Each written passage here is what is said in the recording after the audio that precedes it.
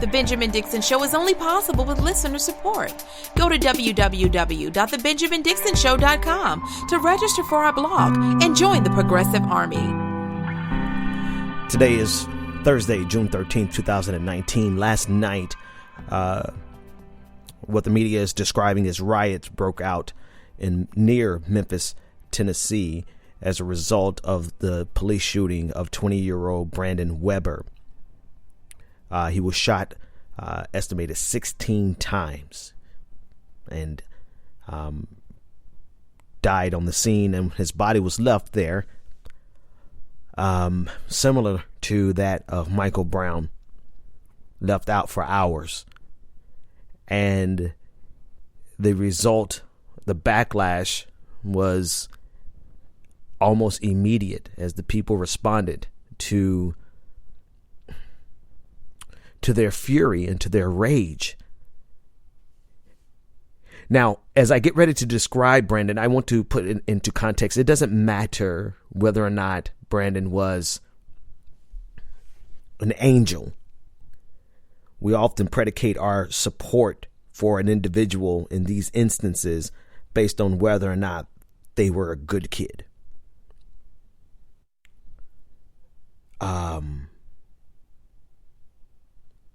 It doesn't matter. It honestly should not matter whether or not he was an honor student. He was. It shouldn't matter if he was a father. He was. None of that should matter if he was respected in his community. He was. It shouldn't matter because we should not be in a situation where we have to qualify the humanity of individuals to determine whether or not the injustice committed against them is something that we should fight against and speak out against. We get so busy in this country qualifying victims. And oftentimes, obviously, we try to create the scenario in our head whether or not the shooting was justified, because if he wasn't an angel, then clearly something about the shooting was justified. I know this very personally with my friend being murdered by the police officer Norman Raja, who finally got found guilty. My friend Corey Jones. I rushed immediately after him being killed. He was killed on Sunday morning. I found out about it Sunday afternoon. I was living in Boston. He was in Florida, West Palm Beach, got killed. I didn't find out about it until like Sunday afternoon. And late Sunday night, I rushed to make sure that the entire nation knew that Corey was an angel. He was a good dude. At the time, my friend Sean King was able to get the story out based on how I knew Corey. And so it immediately created a narrative of this guy being just one of the best guys that you would ever want to meet. That was 2015, so 4 years ago. And since then, I knew what I was doing. I know I had to do that. I know that I had to do whatever I could to make sure that the national narrative over Corey was one of how I knew him, the man that he was. I know I had to do that, but I still regret having to do that because we should not be in a place in this country where the only people who we fight for are people who are angels.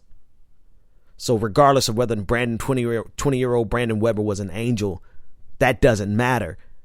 Something has got to stop. If you saw the video that I shared earlier this week of the young man at the gas station, there was a young lady who was recording him. He was on his knees, hands behind his head, and the police swarmed around him with the biggest guns that you could imagine. Look, I mean, it's almost like they were waiting for an opportunity to pull out the biggest guns they possibly could pull out. Waiting for the opportunity to kill that man. That's the nature of the beast. There is a problem in America.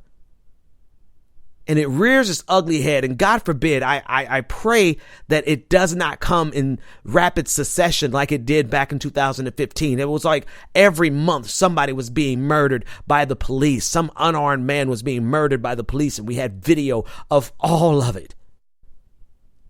So my earnest plea and prayer is that this does not happen in rapid succession, but it's happening every day. And it's like we just don't always have the video for it. And we don't always have the aftermath like we're seeing in Memphis.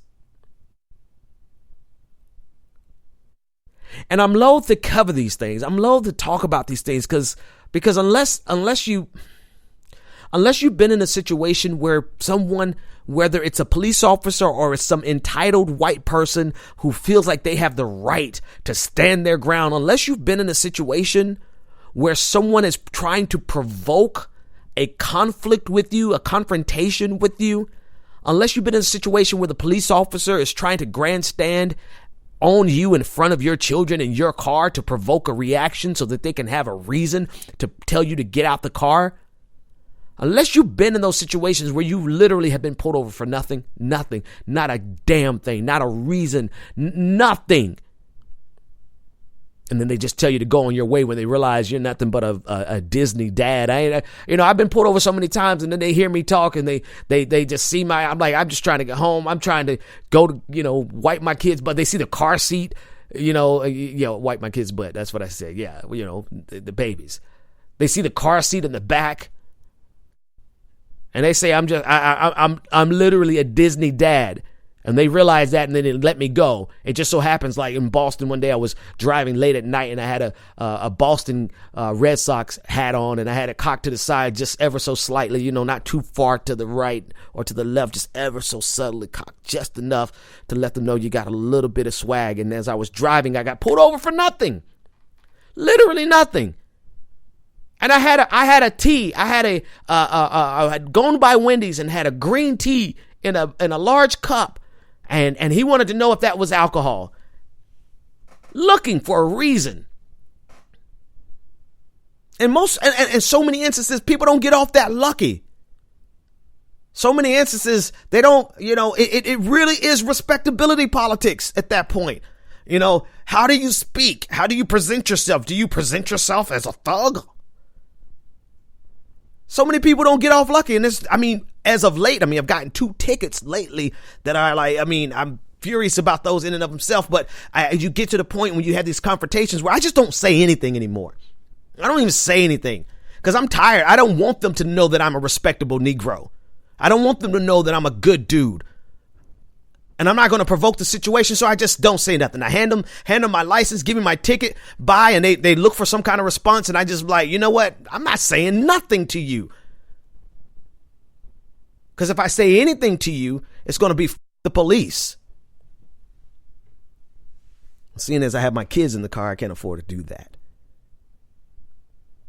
But I say all of that so that you can understand the complexity of the relationship that black folks have with police in this country.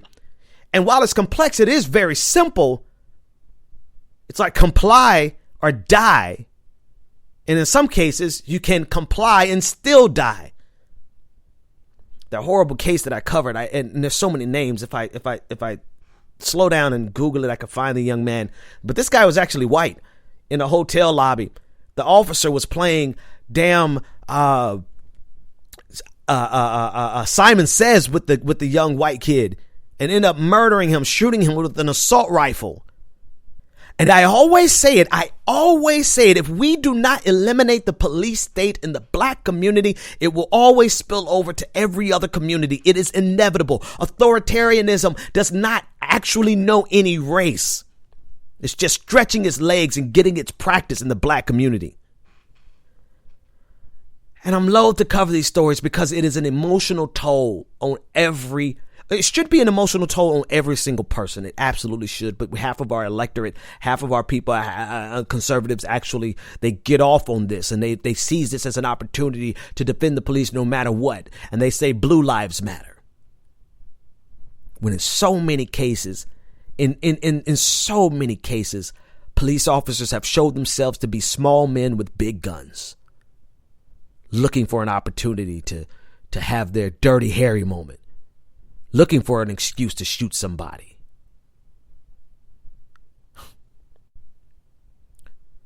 So I understand the rage. I understand the whether they devolved into all-out riots or not, as the media is describing. I understand it, because how many times does this have to happen before we put an end to it? Have you seen the videos of?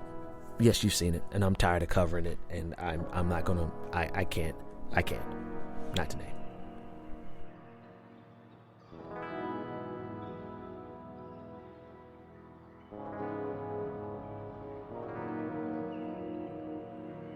Democrats must say loudly and clearly that we are not socialists.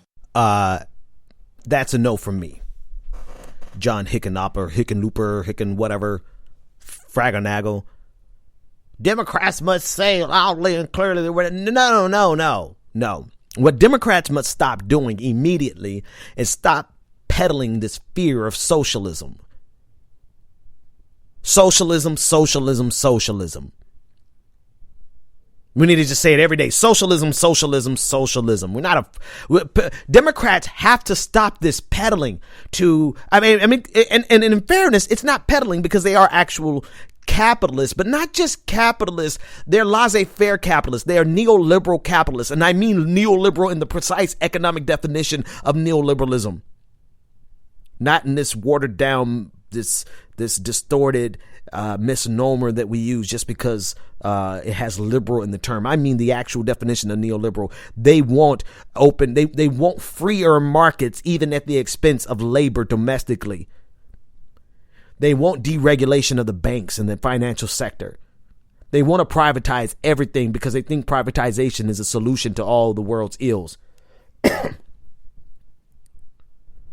That's who the Democrats are, the people who are peddling that, John Hickenlooper and whatever that guy was that got booed because of Medicare for All. I don't even care about his name. I just know he looks like, wow, like just shave all your hair off, champ. You look kind of weird with the George Jefferson, a ginger George Jefferson ass.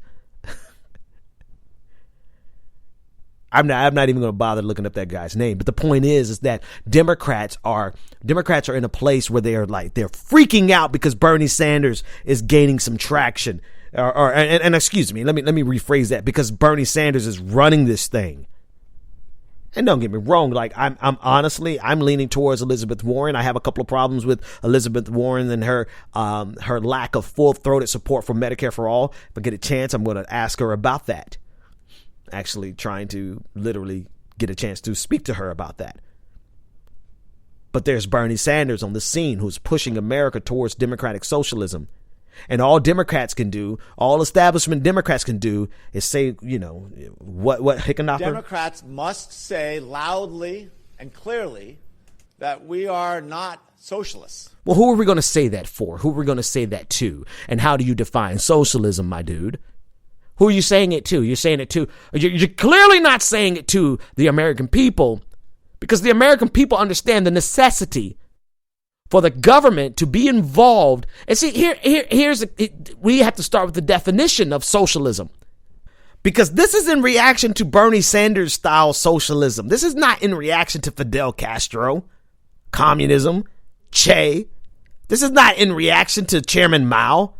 This is in reaction to FDR style socialism. So clearly you don't even want post office style socialism for America, where we take a couple of pennies from every American to do something for to promote the general welfare, like the post office, like firefighters, like the police department, which we can save our money there. They're so busy out here killing everybody. So he's clearly talking about it's a fear of doing anything more than what we're currently doing. And it's not just that. They don't want to stop there. They don't want to go any further, but they want to regress. They want to go back in time. They want to privatize Social Security. They do not want Medicare for all. They want to keep the healthcare industry profitable. Democrats. Because this is a reaction. Clearly, I mean, he is not saying so because they won't define it, we define it. We will define it. So you're saying we must clearly say that we don't want things like the post office, because that's literally the style of socialism that Bernie Sanders represents. That's what he represents. Nothing less, nothing more. We just had to wrap it in the term socialism so that we could push the Overton window. We had to scare you a little bit. So that in that case, we need to introduce you to my communist friends who literally want to seize all the means of production and throw some of you in the gulags. So that's the definition. So who is he saying this to? He can't be saying it to the American people, because the American people with good sense understand that we do need Medicare for all. Anybody with decent sense, any kind of working digits in their brain, understand that we need some type of protection from the ravages of capitalism. So he's not talking to the American people, John Hickenlooper and that other guy who got booed from Medicare for all they're not talking to the American people. They're talking to their donors.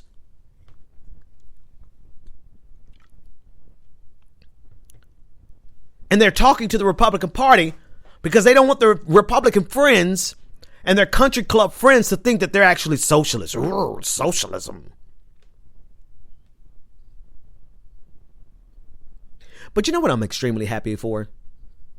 These people have zero traction whatsoever. Nobody even gives a damn that they exist. If an alien ship was to come and take them, snatch them away from the planet Earth, we wouldn't even care to investigate the fact that there's extraterrestrial life, because John Hickenlooper is so insignificant. We wouldn't even notice he was gone.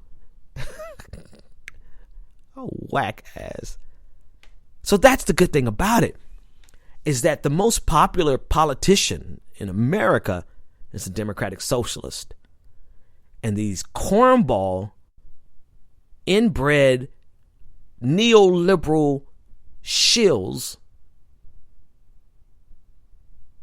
nobody even cares that they exist. He probably got more play from me playing them in my little podcast than anything else he's done in his life.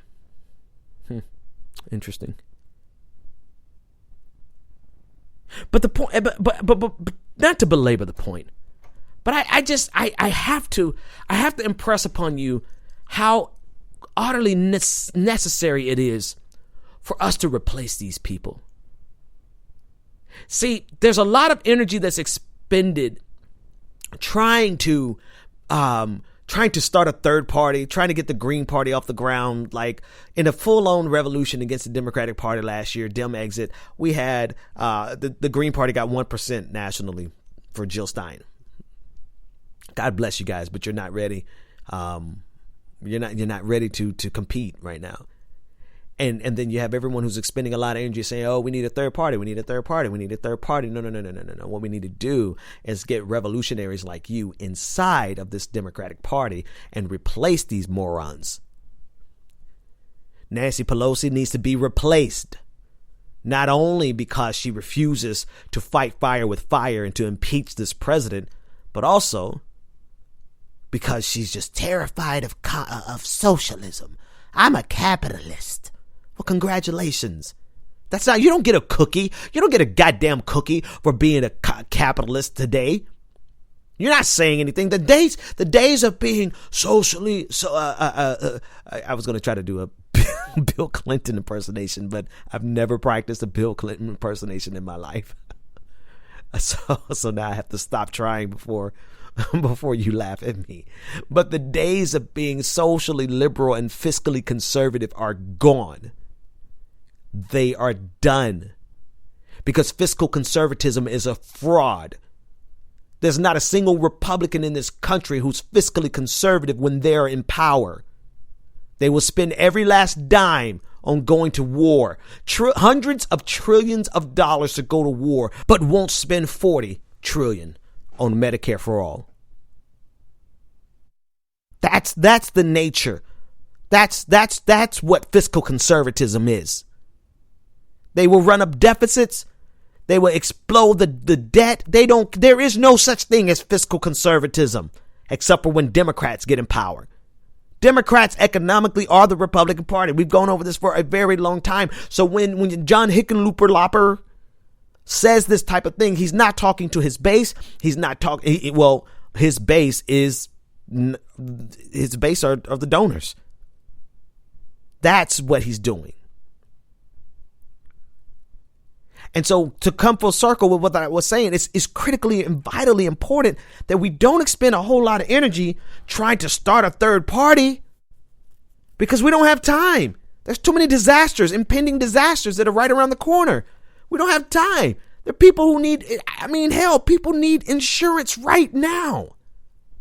We need Medicare for all right now. And at every level across this country, I'm telling you, I've gone to a handful of Democratic meetings. At every level, these parties need help. And when I say help, I don't mean help in the sense of helping them accomplish this bullshit that they're trying to push on us. I mean help is in the sense of nobody's showing up, nobody's really in the positions. They're all old, not to be ageist, but they need some help replacing them to actually fill in the gap. There are opportunities for you to literally change this for the better. But instead, what people have done is that they put all of their eggs into the one basket of dim exit and shouting from the sidelines instead of getting in there and actually affecting change. Do you know what one young revolutionary can do at a local party? Take over the entire county. You know what taking over a county does? I mean, you could actually change the statewide or national conversation from a county seat. So that we can get rid of these people. We can get rid of these people who find it so vitally important for them to say that we have to declare to the world that we are not socialists. No, actually, what you're declaring to the world is that you're a crony capitalist. That you want to serve the powers that be. You want to serve the moneyed power in this country at the expense of the working class and the working man, working woman, and the working non-gender conforming individual. You're willing to sacrifice every individual just to serve your donors. That's what you're saying. And that's what you're proud of. Well, I'm proud to be a socialist. Further left than Bernie Sanders. You guys better take Bernie Sanders. You better run into his arms. At a bare minimum, you better run into the arms of Elizabeth Warren, but she's not far enough left. So you better run into the arms of Bernie Sanders if you know what's best for you. Because if not, you got a whole... You think socially? You honestly believe that this post-office styled socialism, this Medicare for all socialism, is the thing that you have to be afraid of? Wait till you get a load of my friends who, honestly, at times scare me. Freedom is an often used word, but it is time that we took a hard look at what that word actually means. Ask yourself, what does it really mean to be free? Are you truly free if you are unable to go to a doctor when you are sick or face financial bankruptcy when you leave the hospital? Are you truly free if you cannot afford the prescription drugs you need in order to stay alive? Are you truly free when you spend half of your limited income on housing and are forced to borrow money from a payday lender at 200% interest rates? Hell no. Preach, Bernie Sanders. He gave that speech last night. There's only one thing that I have an issue with Bernie Sanders with this afternoon. The speech last night was great, but now he's trying to position his argument against Donald Trump to be about not against capitalism directly, or not even against the, sometimes I give disclaimers for capitalism, right? Because, I have a very complicated relationship with socialism and capitalism. I'm a realist. And if you listen to some of my previous episodes, I kind of like to just deal with the reality of how far America would go to protect capitalism. And so I'm kind of like, I feel like we're trapped in it. It is what it is. And so sometimes when I talk about capitalism, I like to qualify it, right? You have laissez-faire capitalism. And you have capitalism that is completely devoid of any type of democratic socialism. That's what we have right now, that they want even more of that. But Bernie Sanders instead of even giving a qualifier for capitalism, he decided to describe the problem with Donald Trump and everyone else as simply being corporate socialism. And while I get it, and I think I've actually used that word before, that phrase before, that's not how we position this. Not when we're so close to pushing the Overton window further to the left. Like, we have to make these people terrified. We have to make them terrified that the second coming of Che is here, just so that we can get Medicare for all, which is absolutely not remotely close to communism. It is the salvation and the savior of capitalism. Because if people keep having to raise money for their sick family members on GoFundMe, people are going to turn this country upside down. So Medicare for all is actually saving capitalism from itself. But I digress. Bernie Sanders' new argument, and I think David Sirota, the journalist and former radio host, is trying to sell to America that the problem with Donald Trump and Republicans is that they are pushing corporate socialism. But what you're doing is that you are sandbagging. Let me restart that sentence. What you are doing is that you are closing the Overton window, the push where we've been pushing for years towards the left on the term socialism. You're vilifying the term socialism instead of vilifying the term capitalism. Because capitalism by itself, in and of itself, is exploitative and destructive to individuals, to societies, to the environment, to the least among us, to the most marginalized groups. In and of itself, capitalism is exploitative and devastating. And instead of hammering that home, they decided to go with corporate socialism. No, bruh. We work to no. Don't blame that shit on socialism, corporate socialism. No. The problem is capitalism itself. Now, whether or not we can get rid of capitalism, that's something that I would argue with communists and leftists to the end of history. But the fact of the matter is that we can push harder and harder to the left to get as much as we possibly can. See, capitalism in this country is getting away with murder, literally, but also figuratively. The people who are exploiting this country, I mean, Amazon is $1 trillion company without paying taxes. Apple is $1 trillion company without paying taxes. They are getting away with murder with regard to their responsibility to the society from which they derive and extract their wealth. They think that they are doing us a favor because they create a handful of jobs. But without those jobs, they would not be able to create their profits. So they're not doing us a favor as much as we are. We have a symbiotic relationship. They can't make their money without us working. Labor and capital always have been at odds and have had a symbiotic relationship in time immemorial. But they feel as though because they give us a couple of little jobs here and there that they've fulfilled their duty to society, their debt. They've paid their debt to society. And so they don't feel like they have to pay any taxes. They are getting away with fiscal murder. And because of that, we are in one of the most, we're in the Gilded Age. The amount of income inequality now rivals that of the original Gilded Age. And so don't blame the ills of society on corporate socialism to sandbag the word socialism, when in reality, it is all-out capitalism. It is laissez-faire capitalism. It is capitalism when the robber barons have zero responsibility to the society from which they derive their wealth and exploit and extract their wealth. That's the problem. So I appreciate the speech. I appreciate the sentiment. But the reality of it is don't.